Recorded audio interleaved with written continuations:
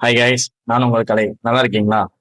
நம்ம இன்னைக்கு அப்டேட் என்னன்னா, இன்ஜினியரிங் அட்மிஷன் நாளையோட முடியுதுன்னு சொல்லியிருந்தாங்க.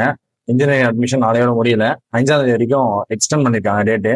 அந்த 5ஆம் தேதி எக்ஸ்டெண்ட் பண்ணது எதுக்காகனா, நீங்க பதிவு செய்யாதவங்களும் அதாவது டாக்குமெண்ட் அப்லோட் பண்ணாதவங்களுக்காக தான் எக்ஸ்டெண்ட் பண்ணிருக்காங்க. ஆகையினால இந்த தேதியை வந்து யூஸ் பண்ணிக்கோங்க. நீங்க புதுசா போடுறவங்களா இருந்தாலும் புதுசா அப்ளை பண்ணிக்கோங்க.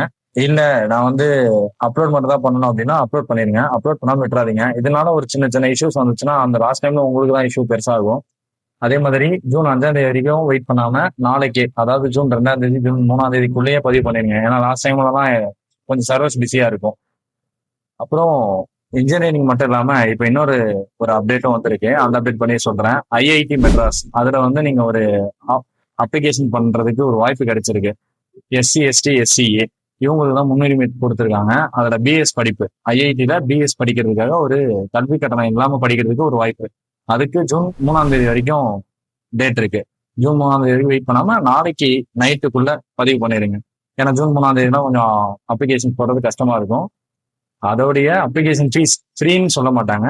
அதை என்ன பண்ணுவாங்கன்னா, அதை வந்து தாட்கோ மூலயமாவோ அப்படி இல்லைன்னா அந்த அமைப்பு தன்னார்வலர் அமைப்பு மூலமாகவும் அந்த ஃபீஸை வந்து பே பண்ணிடுவாங்க. ஓகேவா? அந்த ஃபீஸ் பே பண்ணிட்டு உங்களுக்கு படிக்கிறதுக்கான சலுகை கொடுப்பாங்க.